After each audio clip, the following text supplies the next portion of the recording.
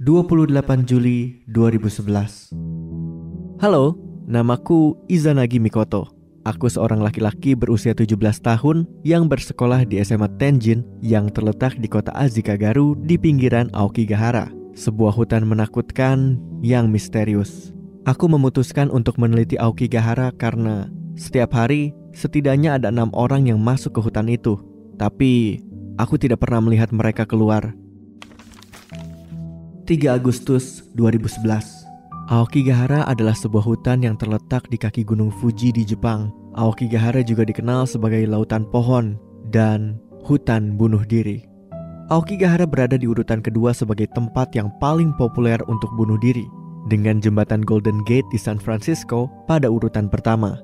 Biasanya dilakukan dengan menggantung diri dan overdosis obat-obatan. Kenapa orang-orang ini membunuh dirinya di hutan tersebut? Apa yang membuat hutan ini begitu berbeda dari tempat-tempat lain di dunia? 6 Agustus 2011. Aku berhasil menemukan beberapa informasi mengenai Aokigahara dan daerah sekitarnya.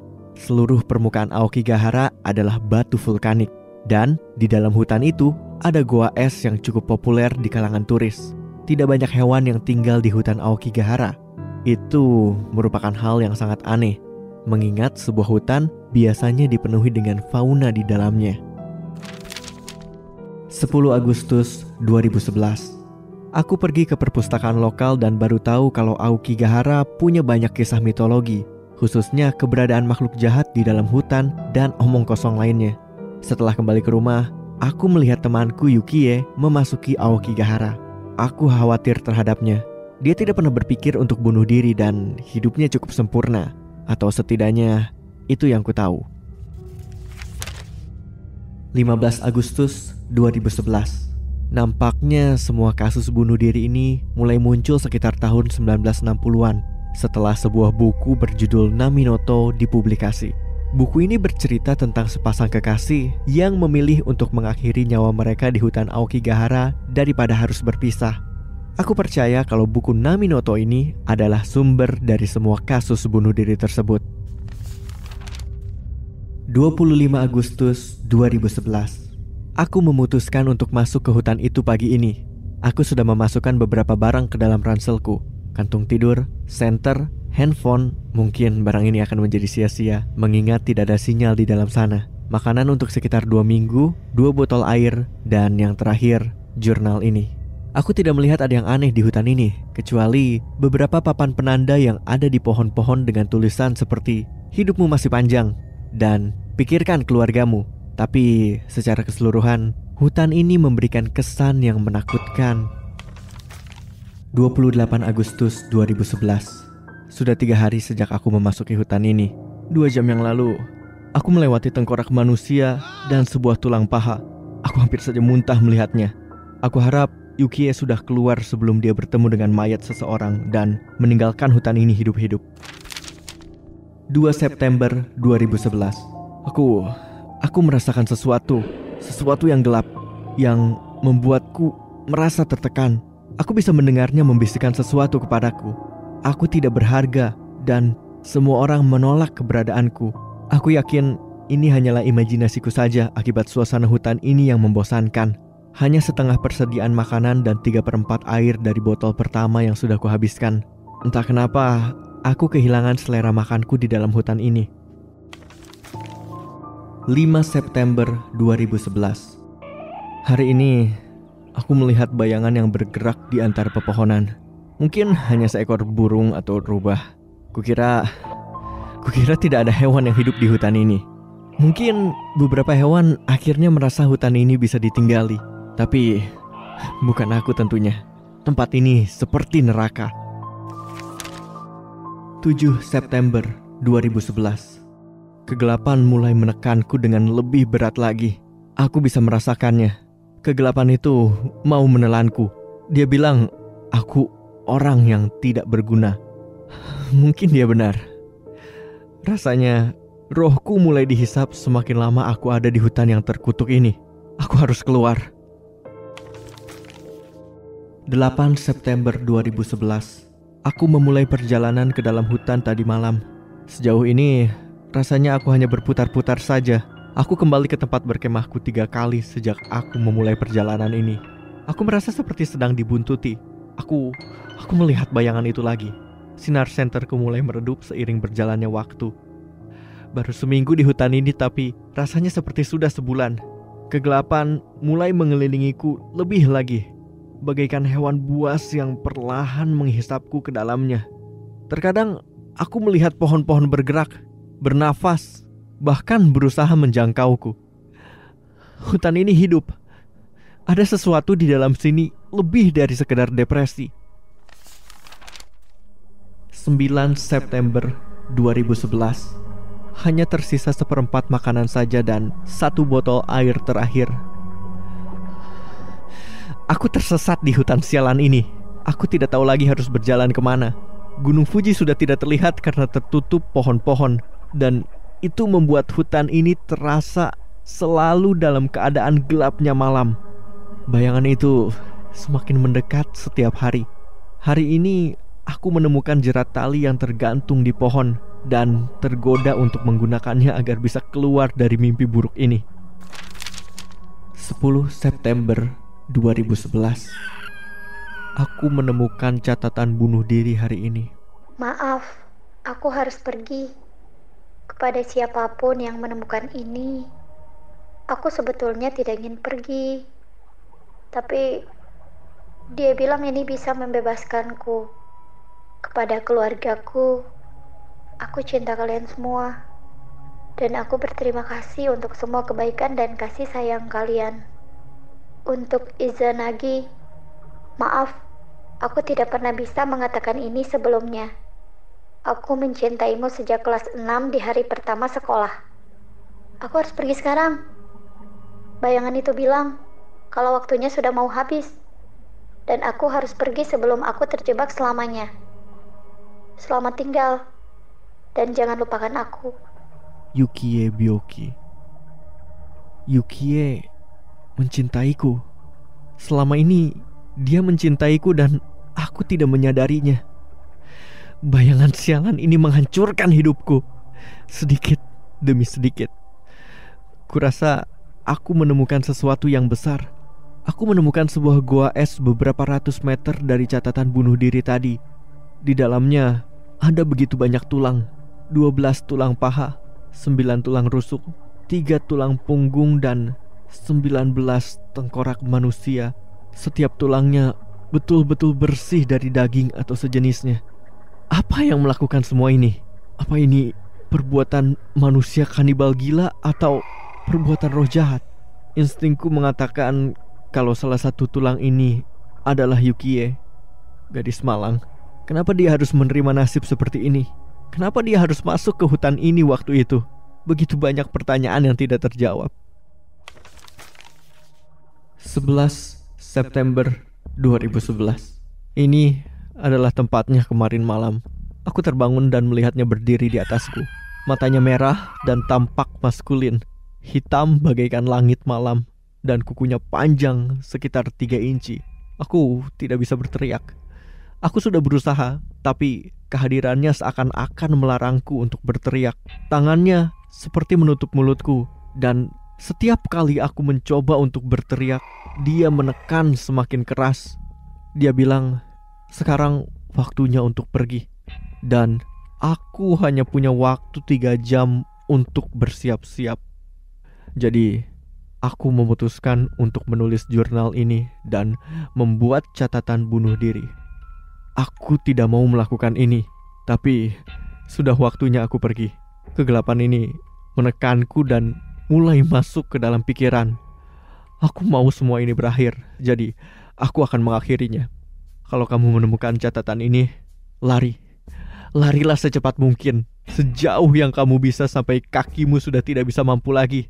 Setelah itu, merangkaklah sejauh yang kau bisa sampai tanganmu berdarah dan kau sudah tidak bisa bergerak lagi.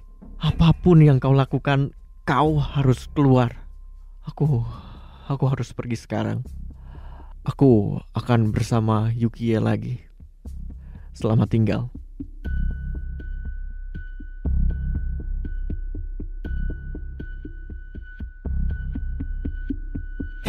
20 Januari 2012. Channel berita nomor 1 di Jepang, Channel 9. Usaha pencarian masih berlanjut untuk menemukan remaja Yukie Byoki usia 16 tahun dan Izanagi Mikoto berusia 17 tahun. Kedua remaja ini pertama kali hilang pada bulan Agustus 2011 dan masih menghilang sampai hari ini. Lokasi terakhir mereka yang diketahui adalah jalan menuju hutan Aokigahara. Semoga saja kedua remaja ini masih hidup di luar sana, berusaha bertahan hidup, dan suatu hari nanti kita bisa membawa mereka pulang dengan selamat.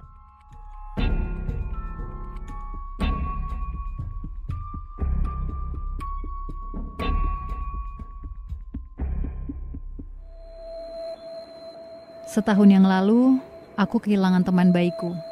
Mereka bilang penyebabnya adalah serangan jantung. Dan dia berteriak meminta tolong. 1 tahun yang lalu, aku menerima email ini.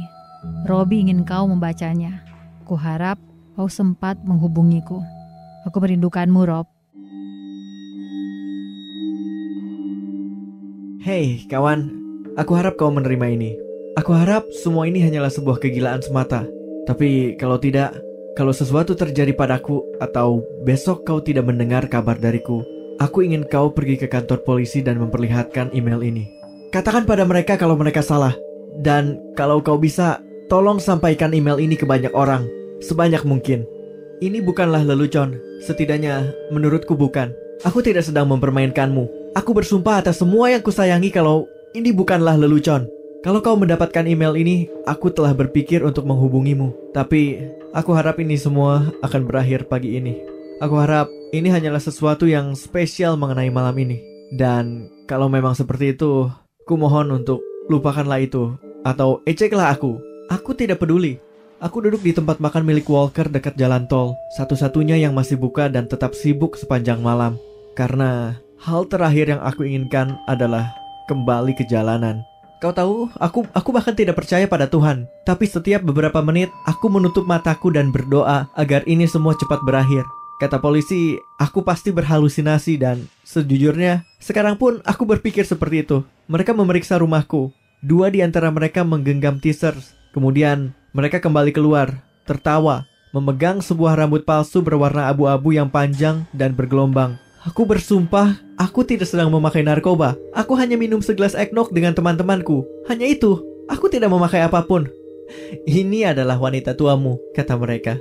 Seseorang meletakkannya di atas cerek. Kemudian mereka melempar wig itu ke arahku. Aku melompat ke belakang dan benda itu jatuh ke lantai. Seorang wanita tua. Aku melaporkan kalau aku melihatnya. Aku pikir aku memang melihatnya.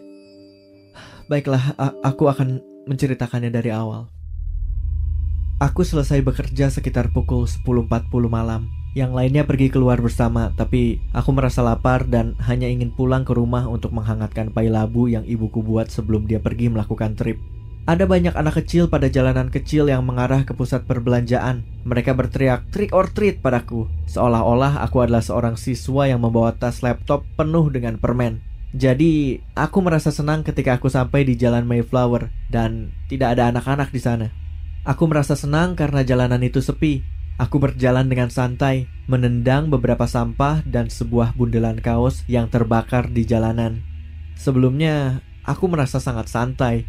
Tapi, ketika aku berjalan melewati sebuah rumah yang terbakar sekitar 1 atau 2 tahun yang lalu, di mana atapnya sudah benar-benar hilang. Nomor 31.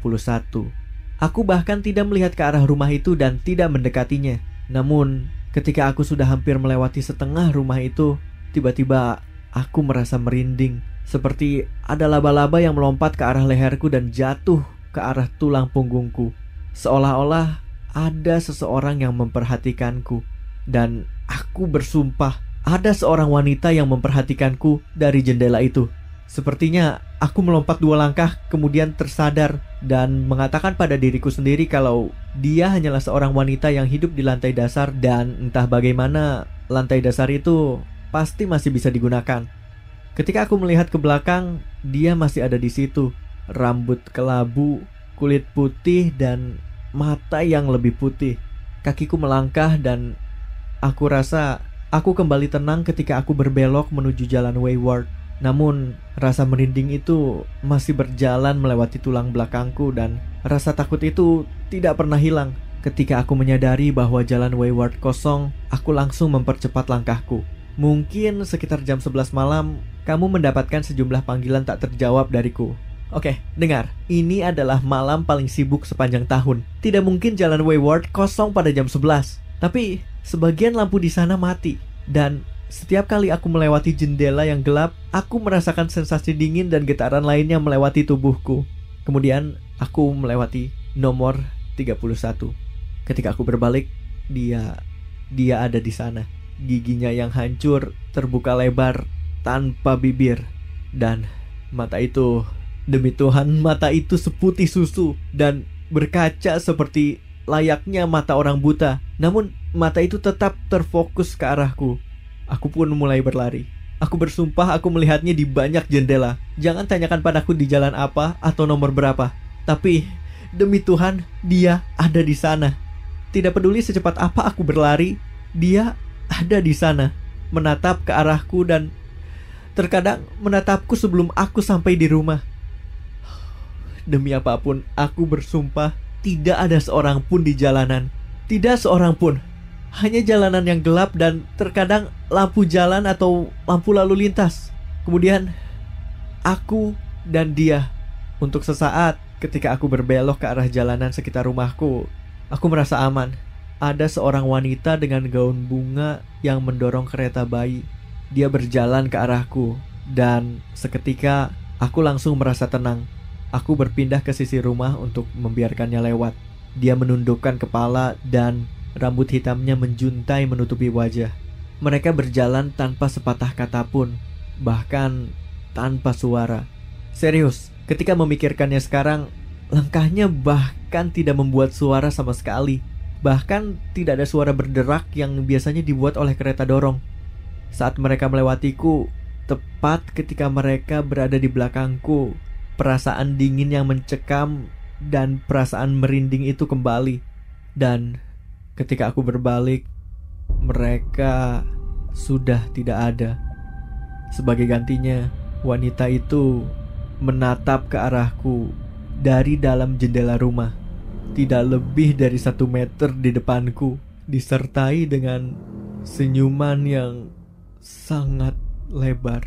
Aku berlari secepat mungkin dan kupikir aku melihatnya di setiap jendela, sampai aku tiba di rumah orang tuaku. Ketika aku melihat bahwa dia tidak ada di jendela dapur, aku berlari ke arah pintu dan memasukkan kunci ke dalam lubang kunci. Tepat ketika aku memutar kunci, aku kembali melihatnya. Wajahnya menempel pada jendela kecil di pintu, tepat di depan wajahku. Aku berlari ke sudut dan menghubungi polisi. Mungkin harusnya aku melakukan itu dari tadi. Tapi, apa yang harus aku sampaikan pada mereka? Ada seorang wanita tua mengejarku. Mereka pasti akan mentertawakanku.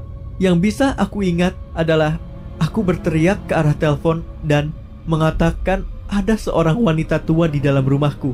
Mereka datang 5 menit kemudian dan keluar 10 menit kemudian dengan rambut palsu yang mereka lemparkan ke arahku. Itu bukan dia. Dia benar-benar nyata. Itu hanyalah lelucon. Katakan pada temanmu bahwa mereka melakukannya dengan baik. Aku serius. Ini bukanlah lelucon. Aku mengatakan pada mereka bahwa aku adalah orang terakhir di rumah itu, bahwa tidak ada temanku yang memiliki kunci, bahwa ibuku sedang melakukan trip, kalau aku adalah orang terakhir yang menyentuh cerek tersebut, dan jelas tidak ada rambut palsu ketika aku membuat teh di pagi hari. Ya, tentu. Tapi ada pekerjaan yang harus kami kerjakan. Dan perbaiki nomormu. Dia menunjuk ke arah nomor rumah kami. Kami tinggal di nomor 13. Dan nomor 1 dan 3-nya tertukar. Mereka bilang aku harus kembali masuk ke dalam, minum air, dan menonton televisi untuk menenangkan syarafku. Mereka berjalan begitu saja ketika aku berdiri di luar rumah, sambil memohon pada mereka untuk tinggal atau bawa aku bersama mereka. Pada saat mereka menyalakan mobil, aku melihat ke sekeliling dan melihatnya lewat pintu masuk yang terbuka. Dia berdiri tepat di tengah-tengah ruang keluarga kami. Lengan yang kurus dengan kulit pucat terbungkus gaun bunga yang robek. Senyum yang lebar pada kulit wajah yang mengelupas. mata seputih susu, tapi rambutnya tidak lagi bergelombang dan beruban, malah rambut hitam dan panjang. Aku pun berlari. Aku tidak melihatnya lagi, dan pada beberapa titik ada orang-orang di jalan. Tapi aku terus berlari sekitar 30 menit. Aku terus berlari meskipun dadaku mulai terbakar dan kakiku bergetar, sampai aku jatuh lewat pintu kaca dan menuju kursi plastik yang buruk ini. Pelayan itu terus mengisi kopiku dan aku terus meminumnya, memastikan agar dia kembali lagi. Aku tidak bisa berhenti melihat wanita itu. Kakinya yang berdiri terpisah, satu lengan tipis membentang ke arahku dan yang lain memegang sesuatu. Sesuatu seperti selimut yang digulung. Sekarang hampir jam 4 pagi. Ada beberapa orang di sini. Mungkin hanya pelayan dan beberapa koki di ruangan yang lain. Dan ada pula beberapa pengemudi truk yang terus datang dan pergi.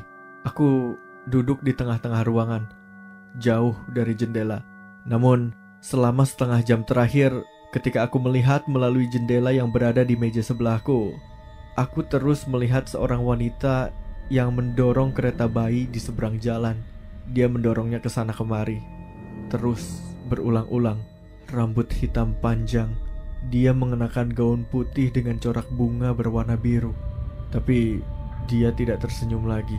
Aku meminta pelayan untuk melihatnya, tapi pada saat itu dia sudah tidak ada. Ketika sang pelayan melangkah pergi, wanita itu kembali. Saat ini dia masih berjalan bolak-balik, dan setiap beberapa menit dia berhenti dan menarik buntelan selimut atau pakaian keluar dari kereta bayinya dan kemudian menatap ke arahku. Dan setiap kali dia melakukan itu, dia tampak semakin marah. Aku minta maaf jika ini semua terdengar gila. Aku akan mencoba untuk tetap sadar di sini dan berharap mereka tidak akan mengusirku. Aku hanya tidak ingin berada di luar sana. Aku akan mengirimkanmu email lainnya di pagi hari jika aku baik-baik saja.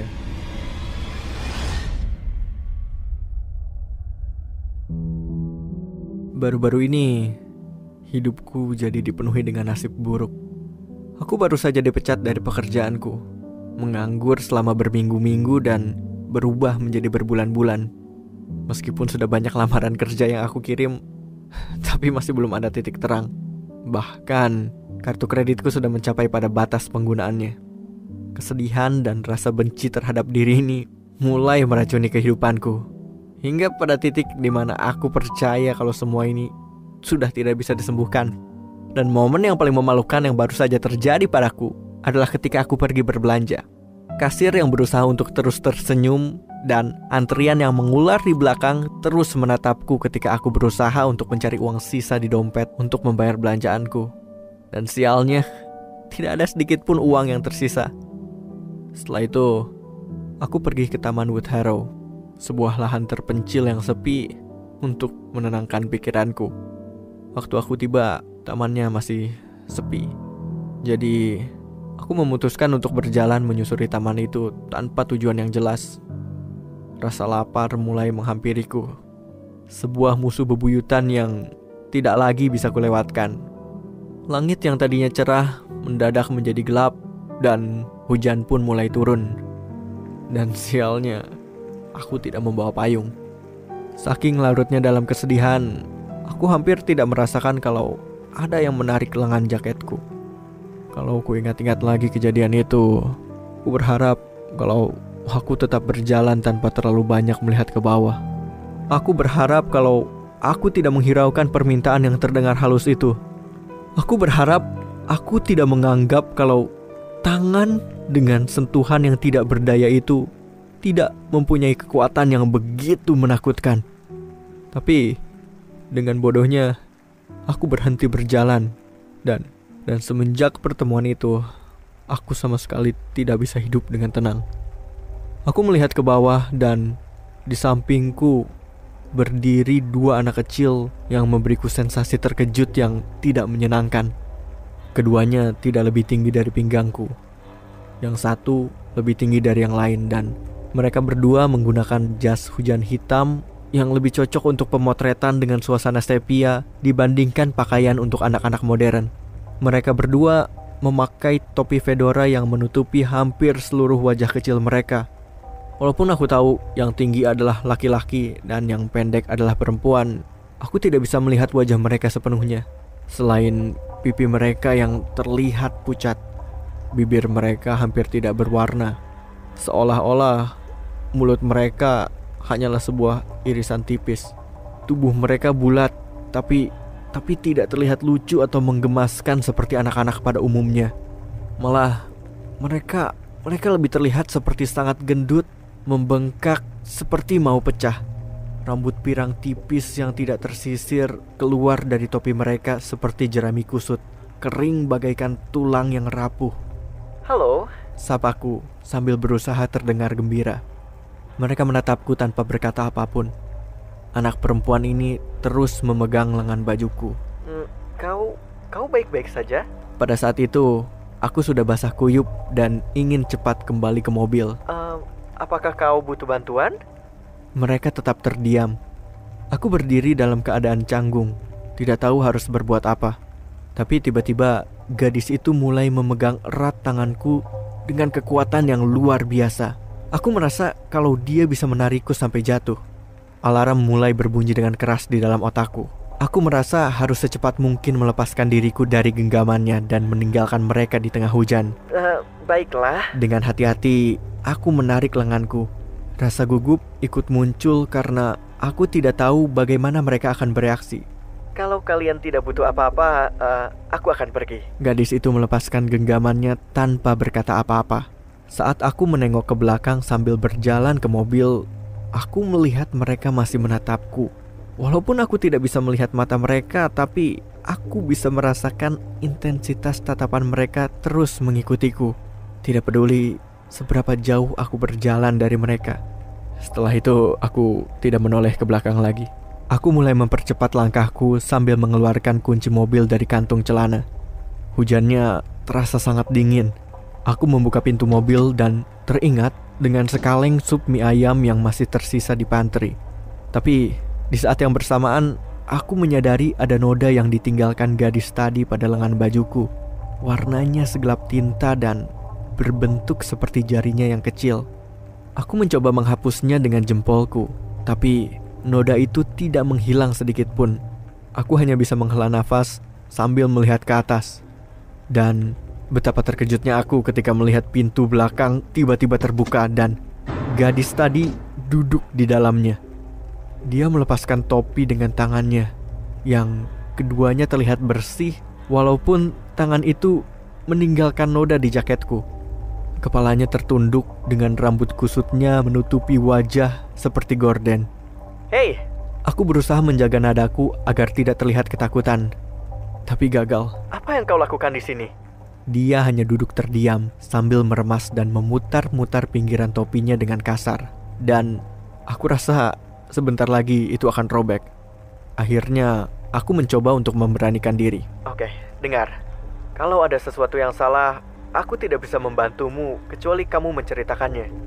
Aku mengeluarkan ponselku dari celana. Mungkin lebih baik kupanggil polisi saja dan kau bisa menceritakannya kepada mereka. Suaraku perlahan menghilang ketika layar ponselku mulai mati nyala dan pada akhirnya berubah menjadi susunan piksel yang berantakan lalu mati.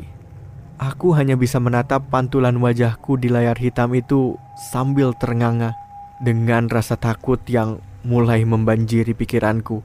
Ketika aku kembali melihat ke belakang, gadis itu sudah menghilang. Hanya ada topi yang dia tinggalkan. Topinya basah kuyup.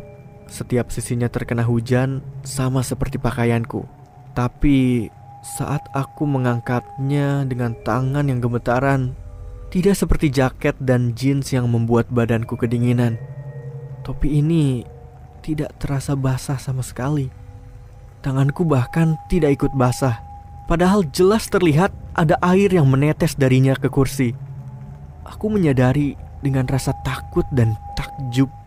Tetesan air hujannya tidak meninggalkan bekas apa-apa. Dan ketika aku berusaha menangkapnya, yang terasa hanyalah angin lewat saja. Selain itu, kursi belakang mobilku benar-benar kering. Tidak ada bekas jejak yang lembab, bintik-bintik air. Sama sekali tidak ada tanda kalau sebelumnya ada seorang gadis dengan jas hujan yang basah duduk di situ. Lalu aku berputar untuk melempar benda aneh itu ke tempat parkir dan aku terkejut ketika aku melihat anak laki-laki yang tadi berdiri hanya beberapa meter saja dari mobilku. Dengan suara yang sangat pelan, aku berkata, "Dia melupakan topinya." Rasanya ada amarah di dalam hati ini.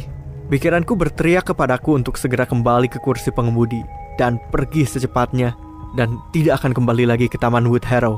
Tapi rasa takut yang sama membuatku terdiam membeku. Tidak bisa berbuat apa-apa. Bahkan ketika dia berjalan mendekat, aku mau berteriak, "Berhenti!" Tapi lidahku terlalu kaku untuk berkata apapun. Dia mengangkat topinya. Tiba-tiba kegelapan mulai muncul di mataku, membutakanku, dan di saat yang bersamaan ada sensasi mengerikan lain yang ikut muncul. Aku tidak bisa melihat maupun bergerak. Rasanya ada serangga yang merayap di belakang mataku dan binatang bersisik merayap di dalam kepalaku. Rasa air yang busuk memenuhi mulutku dan bau busuk ikut membanjiri hidungku. Nafas terakhir berderak di dalam kerongkongan kering. Mayat yang meronta-ronta di air saat mereka tenggelam. Teriakan kesakitan yang begitu melengking seperti bukan teriakan manusia. Aku mendengar semua itu dan hal-hal mengerikan lainnya. Aku berdiri membeku dalam kegelapan yang mengerikan di bawah rintik hujan. Mulutku benar-benar terdiam, tidak bisa mengeluarkan suara apapun. Tiba-tiba, aku merasakan seseorang meraih tanganku dan membebaskanku dari sensasi kerasukan yang menjijikan tadi. Penglihatanku mulai kembali dan aku bisa melihat kalau sekarang hanya aku sendirian. Bahkan gadis bertopi yang tadi sudah menghilang. Aku masuk ke mobil dan langsung meninggalkan Taman Woodharrow secepat mungkin. Langit mulai berubah cerah seiring perjalanan. Setibanya di rumah, aku langsung membuka pakaian basah ini dan masuk ke kamar mandi. Aku duduk di sana untuk beberapa saat di bawah guyuran air panas dan langsung keluar ketika airnya mulai terasa dingin. Setelah mengeringkan diri, aku langsung kembali ke ranjang, mengubur diri di bawah selimut dengan pikiran yang masih dihantui mimpi buruk tadi. Apakah mungkin anak-anak itu, siapapun mereka, pernah tenggelam dalam rasa putus asa yang sama? Sama seperti yang kualami ketika berjalan di taman. Mungkin keadaanku yang patah semangat dan sedang bersedih memancing mereka untuk muncul. Satu hal yang aku tahu dengan pasti, aku diselamatkan oleh gadis itu. Aku menyadarinya ketika aku merasakan tangan kecilnya menyentuh tanganku. Aku baru sadar kalau dia masuk ke mobil bukan untuk menakut-nakutiku. Dia hanya ingin aku untuk menemaninya di taman itu. Air mata mulai keluar ketika aku memikirkan nasibnya yang dipaksa untuk berkelana di Taman Woodharrow dengan hanya ditemani oleh seorang anak laki-laki yang menyimpan neraka di bawah topinya. Mungkin dia pernah mengunjungi taman itu dalam keadaan sedih seperti aku. Dan dia menjadi tawanan kesedihan itu. Aku tidur dengan gelisah. Ketika aku bangun keesokan paginya, aku baru melihat kalau noda yang ada di lengan bajuku sekarang berpindah ke lenganku. Selama berjam-jam, aku mencoba untuk menghapusnya, menggosok kulitku. Tapi pada akhirnya, tanda itu sama sekali tidak menghilang. Aku duduk di lantai kamar mandi sambil memandangi tanda jari gadis itu yang sekarang membekas di kulitku yang memerah. Dan aku merasakan rasa dingin yang mengerikan dari hujan di Taman Woodharrow. Itu semua terjadi 1 minggu yang lalu. Sekarang tanda itu masih membekas di lenganku. Dan pada malam harinya aku tertidur dengan taman itu muncul di dalam mimpi. Berulang kali aku berkata kepada diriku sendiri kalau aku tidak bisa kembali ke sana, bahwa aku cukup beruntung bisa keluar hidup-hidup dan mungkin tidak akan seberuntung itu lagi. Tapi aku tidak bisa berhenti memikirkan gadis itu. Aku merasa kasihan dan khawatir di saat yang sama. Saat hujan, Aku menengok keluar jendela dan bertanya-tanya, apakah aku akan melihat dia sedang menungguku di luar sana, memegang topinya dan menundukkan kepalanya. Pikiran itu membuatku takut dan sedih di saat yang sama.